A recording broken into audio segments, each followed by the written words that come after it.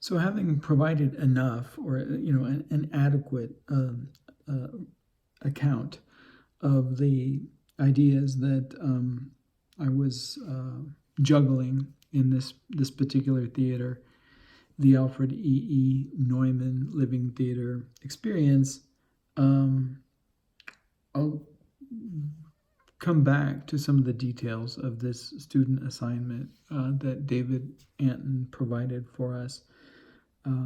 Create a self-portrait as a sandwich. The art making class that I was taking, I can't entirely recall, but it may or may not have coincided with a course that Anton taught called The Structure of Art. And the Structure of Art class was basically designed for aspiring artists, but to give conceptual frameworks of art making, and to provide examples of those frameworks by detailing work from largely artists that people were familiar with from the history of art books, and that were available in accounts by artists from critical theory books, and different kinds of readily available resources, but not at all readily available, but largely. And Anton was very much concerned, with two ideas in the structure of art, as I recall. The foundational ideas were that a representation is always a representation as, right? So a self-portrait is never singularly a self-portrait, but could be a self-portrait, like, for example, James Joyce, a portrait of the artist as a young man, but as has in the Joyce a real interesting kind of polyvalence that as doesn't always have, right? So you as a child, right? Representation of a period, right? As a young man is a period, but also a mentality, right? So at least two different aspects. An as can exist in space and time, or it can exist as merely a metaphor, and in that sense a generalization. So if I say a portrait of the artist as a sandwich, if I say it that way, the as a sandwich aspect of the as, it remains merely metaphorical, and in that sense is a generalization, unless I further specify a specific sandwich. Now, even in the Dylan Thomas parody, A Portrait of the Artist as a Young Dog, you still have both, even though it's absurd, and it's intended to be absurd, and it's intended to be a parody, but you still have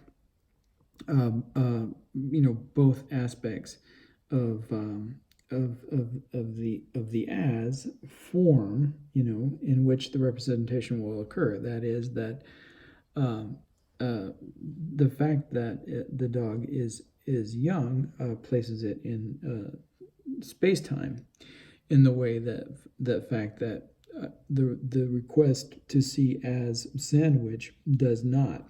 So all of these things, were inspiring my mind, simply when I heard sandwich, because I thought of, reality sandwiches, the Burroughs collection, the Allen Ginsberg collection, titled after his poem on Burroughs' work, So to say something about, that collection,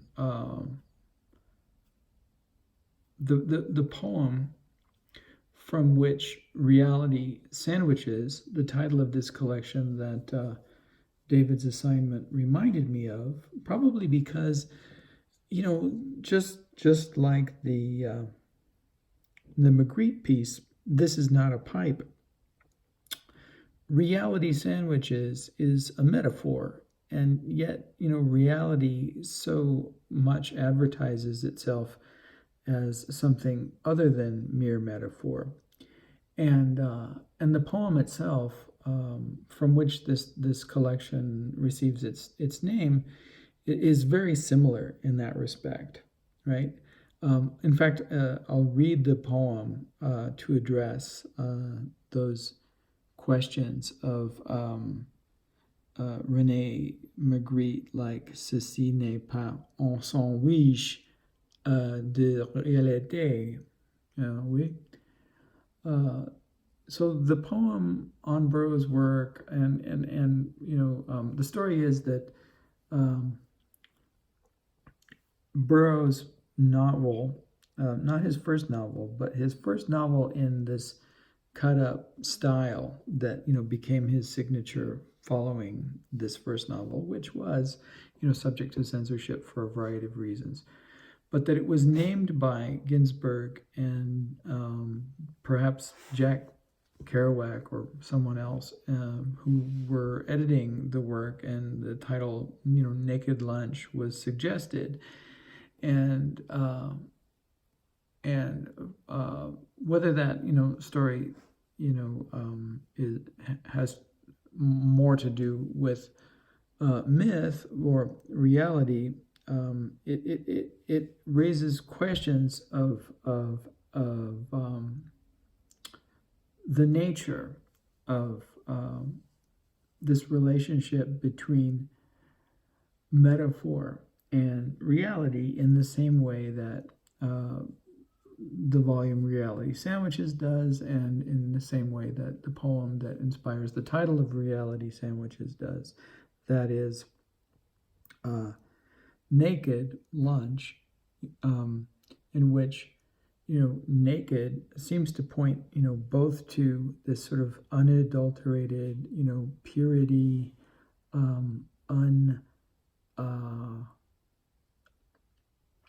unsalted, unseasoned, unsauced food, and yet the adjectival form naked in this instance clearly refers to the volume itself, and so lunch is a metaphor for the literature, and naked is a metaphor for the presentation. Now,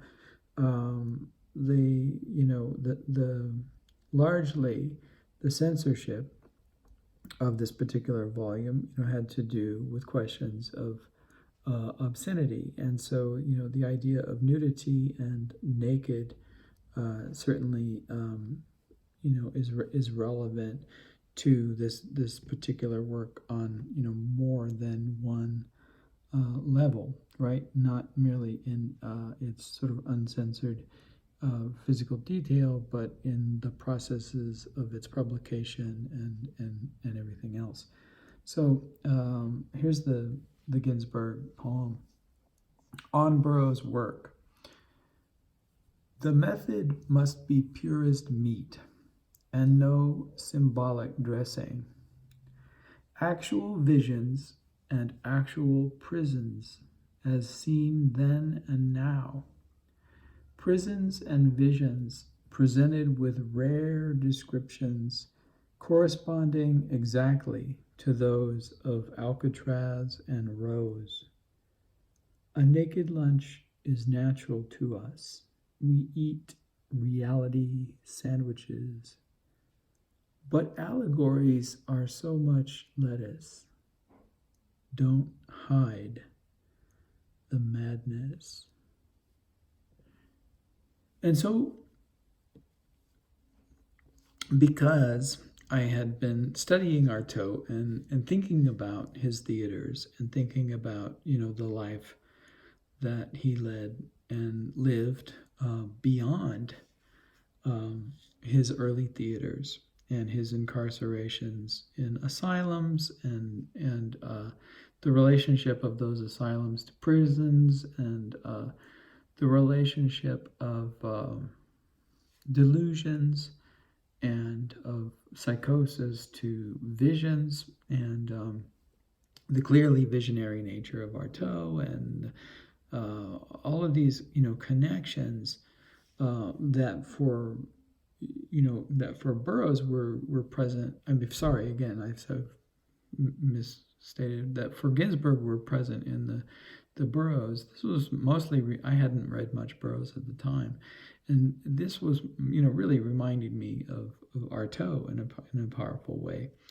And so, thinking about, self-portrait as, sandwich or reality sandwich, and then thinking about how it applied to I.II, and then, Ginsberg's suggestion that don't make it symbolic, take the symbolic out. And of course, that wasn't really the assignment. The assignment was clearly create a self-portrait using this metaphor. But I really liked the idea of creating an actual sandwich. And so I thought about these reality sandwiches, and and how I would create them, and how I would present them as self-portrait, and I didn't literalize Ginsberg's suggestions, but I took the suggestions seriously enough. So some of the suggestions were, don't over allegorize, don't hide the madness. And since I've been thinking about I.II, don't hide the madness meant for me, begin with I.II. And so I did. And one of the ways that I began with I.II, so one of the ways that I began to think about Antonin I.II in relationship to these sandwiches and self-portraits, which were becoming, less and less, self-portraits than they were, a kind of elaborate way of working. But in a certain sense, all of my self-portraits have only ever been an elaborate way of working, and perhaps that is, self-portrait of the artist as an elaborate way of working. But in any case, one of the ways that I had thought made the connection between the sandwich and I.II was I.II.'s glossolalia. And glossolalia literally means, tongue speech, as in, the speaking of tongues. Odere, adara, orzora, odao, zora, adara, skizi, etc. And I.II. is interesting in the history of letters, in that in passages of his poetry, you'll find these interludes or interruptions, or sort of like musical interludes almost, of the expression of transcribed glossolalia, which is rather weird because glossolalia is obviously an oral form that occurs spontaneously, right? Typically when it's a sign of the expressor or speaker's sort of involuntary verbalization, right? So that was already interesting. And then I thought of these examples of written glossolalia throughout I.II and the connection with the tongue, and I thought, well, what better way to create these reality sandwiches than to make them out of tongue. So I thought, well, I'll acquire beef tongue, and I'll present it in some way that people can fashion sandwiches buffet style, and then I had all the accompanying accoutrements for the sandwiches, other than those that Allen Ginsberg had suggested against, and then I had fashioned some of these sandwiches already, like as if making suggestions. I had created sandwiches, and then these little like menu items. You could order the Klaver Striva, or you could order the Okar Triva, or you could order the Farvadi, sandwich. And then, so some of these sandwiches, and they look different from one another, and they were labeled. And then this was, presented sort of banquet style. And then there were extra meats and breads and things that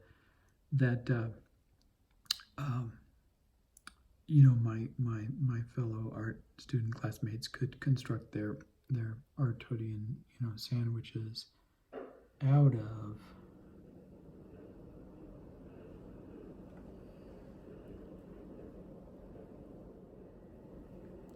And part of my thinking was also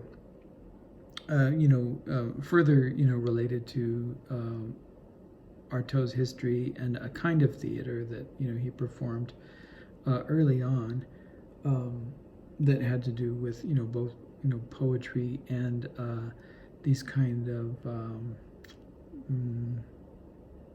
domains of academic acceptability that it seems to me that were sort of institutional safe spaces that if one were barred from, that essentially one was imprisoned in the same way that Allen Ginsberg found Burroughs imprisoned by these institutions and their strategies of exclusion. So I had thought about the exchange that he has with Jacques Rivière of the Nouvelle Revue Française, and had thought about how that's a form of theater, and that Jacques Rivière's refusal to publish his early poems were engaged in this epistolary exchange that became a kind of like theater of acts between them in letters, and this idea of these acts in letters that that letters could literally perform theater, and pun intended, was relevant to my theater, and also to this piece that I was performing, in which these sandwiches would and the feast would perform a kind of theater, and that one was consuming the tongue in the same way that Artaud's like sort of physical language of glossolalia was in a certain sense self-consuming.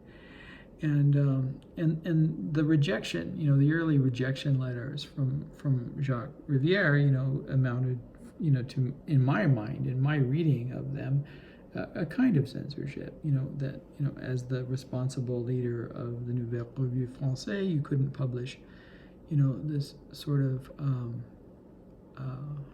rough and roughly cast, unsophisticated poetry. The interesting suggestion that Rivière makes, though, in the exchange is that he'd be willing to publish the exchange itself, and maybe along with a couple of the poems as like examples of why they were rejected or whatever, or examples of like this madness. And in these exchanges, Artaud is really extraordinarily articulate about what's at stake in recognizing the literary merit of his work. It's not just about his ego or why he needs to be published, but it's about the salvation of his soul, right? So again, the work, the poems themselves, these little dinky poems, transcribed onto paper, have these great stakes of like the fate of his soul, and so again, like the distinction between metaphor or conception, image, a poem, and the materiality, the burning core of like what is most essential in the material world, one's life, hangs in the balance of all of these distinctions.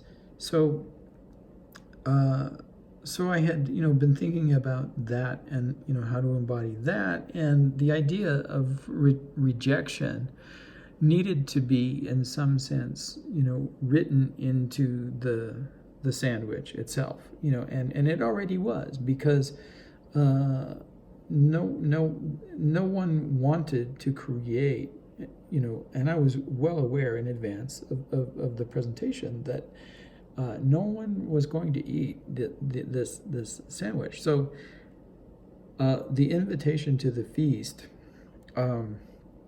already had the laws of its own censorship written into it in a certain sense, and the rejection was inevitable. You could argue that I.II himself was also aware of this when he sent his early, poetic works to Jacques Rivière, and that the rationale for doing so was playing out this kind of condemned soul theater that he plays out with Jacques Rivière, and that was the goal to begin with. And if that was the goal, and if I'm reading it correctly, or perhaps I'm overreading it, but if that was the goal, it wasn't that different from the way that the Alfred E.E. Neumann living theater experience intended to construct a sort of reality theater as a response to the irreality theater that these objects of instigating passion were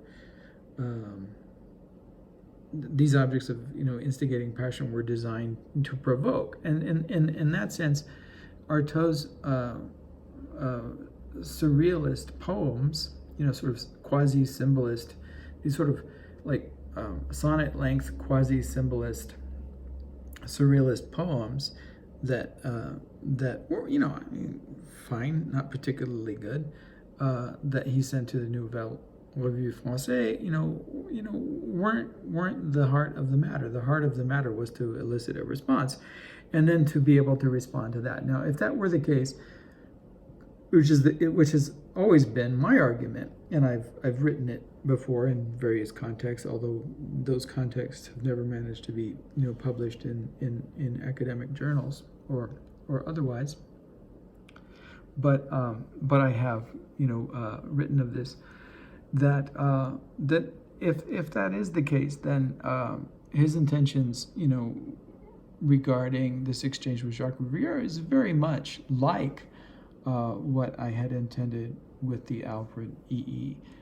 Neumann living theater experience. And so all of that, sort of was programmed into the presentation of these sandwiches and the naming of the sandwiches, and then the recording of the reaction to the sandwiches.